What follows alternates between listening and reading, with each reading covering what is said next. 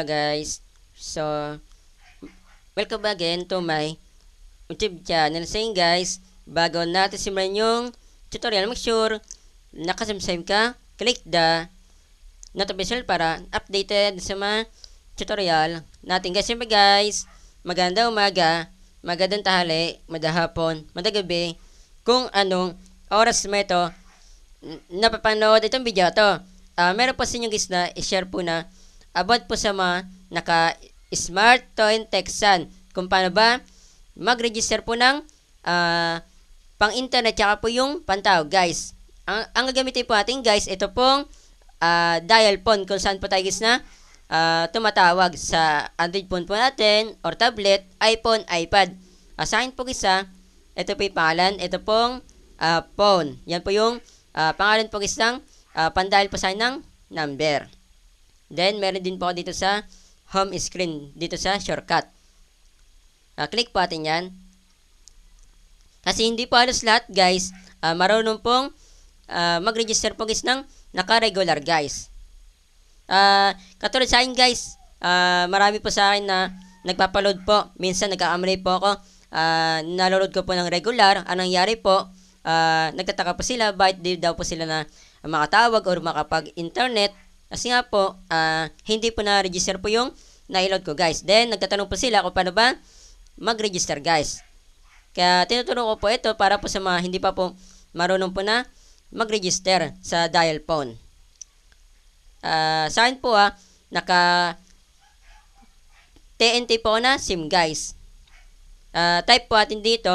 Para po ito sa mga naka-smart Toin Texan. Ito po yung ida-dial po nyo. Asterisk 1, 2, 1 hashtag. Then depende po sa inyo kung naka SIM 1 po yung smart Toin Texan or naka SIM 2 guys. Asterisk 1, 2, 1 hashtag. Then SIM 1 natin guys kasi naka SIM 1 po yung Toin Tex natin guys. Ang i-register po natin guys ay yung pang internet guys para po sa wifi po namin. Nakita po nyo, meron pa ako guys na balance po na 1,100 guys. Then, meron po tayo dyan guys na pamimilian guys. Dito tayo guys sa number 1. Ito pong only data na po ito. Piling SIM lang po yung guys Napakaswerte po nyo kung meron po kayo sa Smart Toin Texan po nyo. Kasi nga po napakamura po yung guys. Compare po sa mga magbabayad po kayo ng monthly katulad po ng PLDT Fiber, Converge, Globe Fiber, mga ganun ba guys? Daig pa yan guys. Then, number 1 natin guys. Then, send po natin yan. Nawala po siya. Ulitin lang natin guys. Kasi katagal po natin guys na hindi po nag-type guys. Dito guys once na nagpa-load po kayo, na-load po sa inyo guys, regular, then send po natin yan. Huwag muna kayo guys na tatawag or mag-i-internet po para po hindi po mabawasan po yung load po nyo. Click po natin yung number 1, type po natin dyan, then send po natin.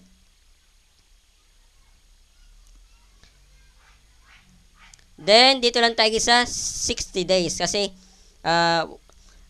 1,100 lang po yung na-load ko po. Number 3, then send po natin. Then, number 1 ulit natin. Then, send po natin. Ayun guys, kita ito po nyo. Naka 2 months po na only data guys. Then, number 1 po natin ulit. Then, send po natin. Then, okay na po natin. Hintayin lang po natin guys na meron po mag-text.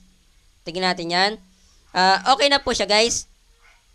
Tignan natin kung may internet na guys. Lipat lang natin guys sa SIM 1. Uulitin ko lang po guys, once na regular po yung na-load po sa inyo, kasi meron po na-encounter po guys, ginamit po nila sa pantawag or nag-data po sila, nabawasan po sila guys ng 5 pesos, o iba po 2 pesos, then anong nangyari po, nag-load po ulit sila sa akin guys ng 10 piso para po makompleto po yung gusto po nila guys na i-load guys. Kita po nyo guys, nakapag-internet na po tayo guys. Ito guys yung YouTube channel natin guys. Ipagkalat po nyo ito para po mas madami po tayong matulungan. Yun lang guys yung i-share ko po sa inyo. Paka-share po ito mismong video sa mga kakilala nyo guys na nagpa-load po ng naka-register pero regular po yung na-load po nila para po alam na po nila guys na mag-register po ng naka-regular po yung load po nila sa Smart Toin Texan. Kahit na hindi po nyo kakilala guys, basta po yung na-load po sa kanya ay regular tapos hindi pa po nila alam na register. Paka-share po ito mismong video Kapag sinare niya ito mismong video dadami itong views, mas madami tayong natulong na tao. Yun lang po, masarap po. God bless po, ingat po kayo.